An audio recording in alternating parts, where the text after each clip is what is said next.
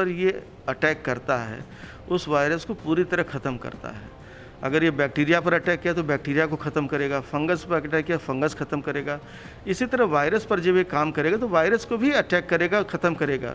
जो बीएचयू के वैज्ञानिकों और डॉक्टरों ने ये दावा किया है कि गंगा जल के नोजल स्प्रे से कोरोना का इलाज हो सकता है, इस महामारी का खात्मा हो सकता है, उस पर वो जांच करे, पड़ताल करे और अपनी रिपोर्ट हाईकोर्ट में दे।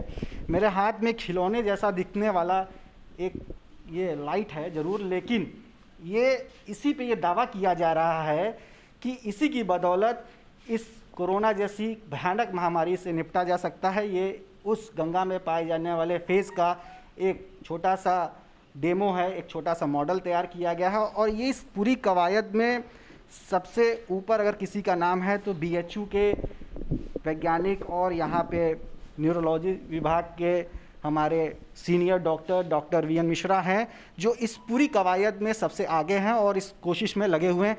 सबसे पहले ये बताइए कि किस तरह का नोटिस जारी किया गया है दोनों एजेंसीज़ को और अब क्या उम्मीद जगी है?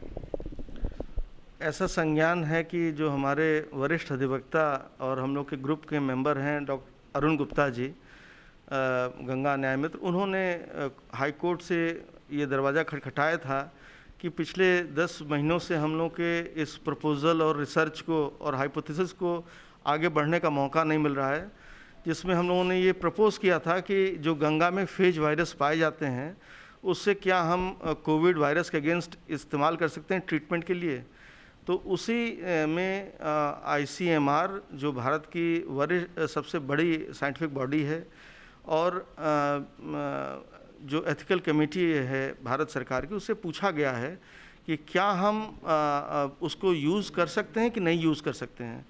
तो अगर हम यूज़ कर सकते हैं तो उसका ट्रायल कर सकते हैं कि नहीं, ट्रायल कर सकते हैं तो हम लोग कब कर सकते हैं, कहाँ कर सकते हैं। तो ये मैं खुशी की बात है कि ऐसा हाईकोर्ट ने पूछा है।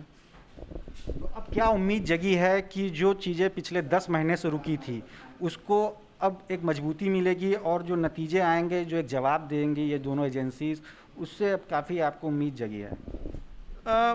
हम जब इस्तेमाल करते हैं फेज को, तो फेज वायरस को इस्तेमाल पूरे दुनिया में देखिए कई रोगों के लिए इलाज भी करते हैं। जैसे आप जॉर्जिया का अगर देखें तो वहाँ फेज इंस्टीट्यूट है और जॉर्जिया में लोग दवाई कम खाते हैं, फेजेस ज़्यादा पीते हैं, खाते हैं। फेजेस के बॉटल आते हैं, उसको पी लेते हैं, चाहे पेट खराब हो, चाहे सर दर्द हो, पीलिया हो, घाव हो। तो चूँकि भारत में फेज यूज़ नहीं होता इसलिए हम लोग इसके बारे में बहुत ज़्यादा चर्चा नहीं करते हैं।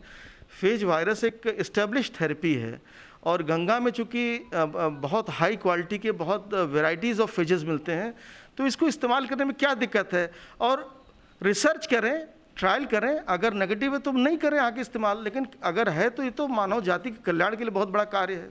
डॉक्टर साहब, एक सवाल ये है कि अभी थर्ड वेव और नए वायरस के वेरिएशन की बात हो रही है, नए इसके, और क्योंकि ये लगातार अपने रूप को परिवर्तित कर रहा है, तो डेल्टा प्लस वेरिएंट की बात हो रही है, तो क्या ये कारगर है डेल्टा प्लस वेरिएंट पे? क्योंकि अभी सबसे बड़ा सवाल यही है कि जिस तरह से ये अपने रूप को परिवर्तित कर रहा है और ज़्यादा संक्रामक और ख़तरनाक होता जा रहा है, तो ये क्या कारगर है?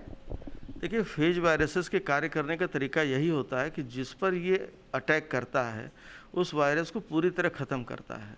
अगर ये बैक्टीरिया पर अटैक किया तो बैक्टीरिया को ख़त्म करेगा, फंगस पर अटैक किया फंगस ख़त्म करेगा। इसी तरह वायरस पर जब ये काम करेगा तो वायरस को भी अटैक करेगा, ख़त्म करेगा। ये दावा है? ये दावा ही नहीं, ये तो देखिए कई वायरोफेज तो बहुत मतलब 10 वर्ष से वायरोफेज इस्तेमाल टर्म हो रहा है, ये कोई मैं नया नहीं कह रहा हूँ। लेकिन हम लोग के हाइपोथेसिस में हम लोगों ने ये दिखाया है कि इससे वायरोफेज की क्वालिटी हम कोविड के अगेंस्ट यूज़ कर सकते हैं। कितना कर सकते हैं, कितना नहीं कर सकते, ये देश इतने बड़े साइंटिफिक बॉडीज़ हैं, उसको देखना चाहिए।